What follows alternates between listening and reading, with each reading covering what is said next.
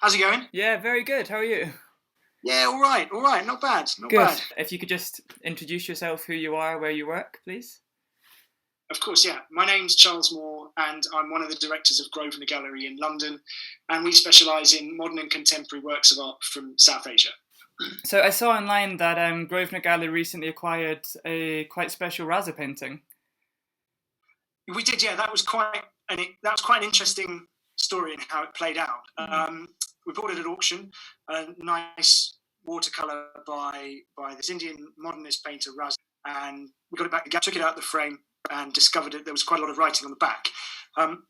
In the course of researching the work, we discovered that it was exhibited at the first major exhibition of the Bombay Progressive Artists Society, which took place at the Bombay Art Salon in July 1949. So this is just 2 years after Indian independence. So really the early days of sort of India finding its own voice in terms of its arts, its culture, that sort of thing. And not only was this painting exhibited in that seminal show, and that is a word that can be used for that show. I mean, the importance of it was enormous.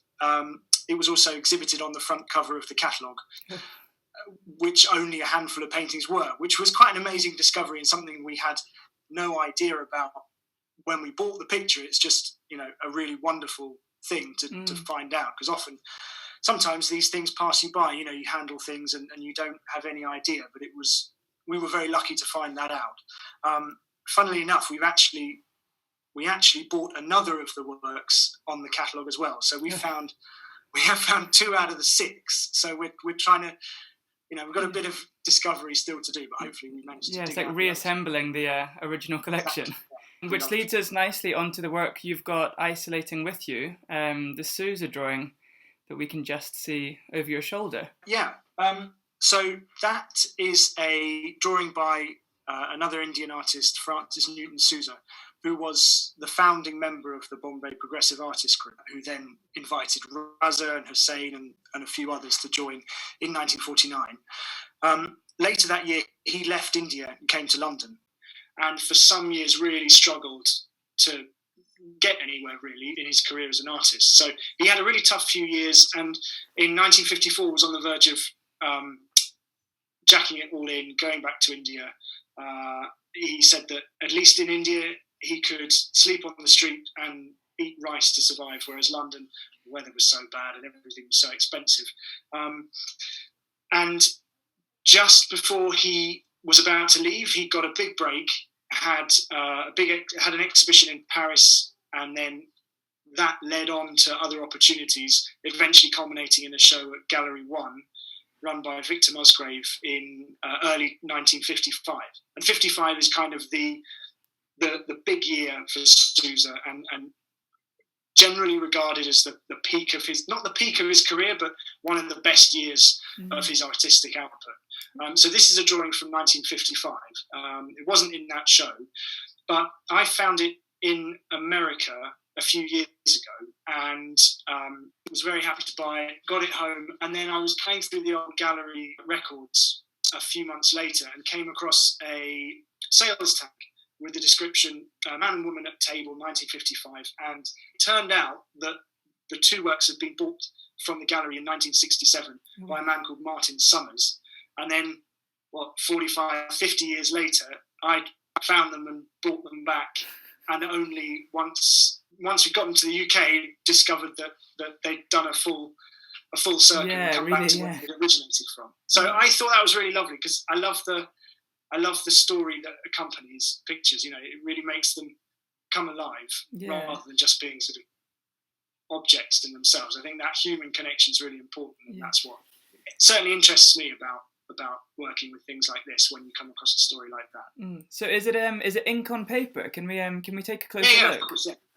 Let me do this. Yeah. So it's ink on paper, and it shows a man and a woman seated at a table. Souza is known for his portrayals of nude females and of male figures sort of reminiscent of Christian iconography and Catholic stained glass windows and Catholic saints. He was born in Goa and brought up a Catholic.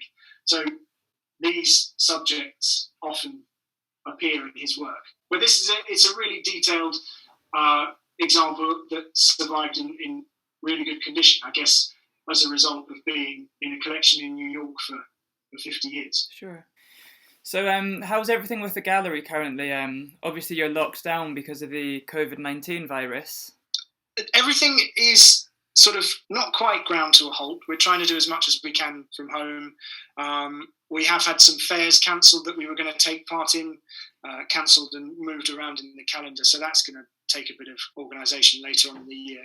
One of the exhibitions that we were meant to be doing at the fair, we've moved to London. So that's an online presentation, and that's actually been okay. We've sold a few things from the show, and that's done quite well. It's just a shame not to give the artists, because some of them are quite young artists, give them the opportunity to meet a new audience. So yes, we've sold, great, but the better thing would have been to say 20 people to be introduced to their work who'd never seen them before. Yeah. So that's a shame. I feel quite sorry for the artists we're working with. But otherwise, it's just preparing for what's coming up the rest of the year. You know, the worst thing that we could do is be caught flat-footed when everything starts to open up again. So we're just trying to get our house in order for when things start to free up a bit. And then there's a few other projects that we've been working on. We've launched a podcast a couple of weeks ago where we talk to some of the artists we work with and collectors and curators and people in the industry. So that's an ongoing project, but one which has kind of come about from having a bit more time on our hands to do this kind of thing. Yeah, sounds like you're all keeping busy. But yeah, I'll leave you to it. I'm sure you're busy today. Thanks again for that. Take care. You too. See you soon. Speak to you later. Bye. Yeah. Bye.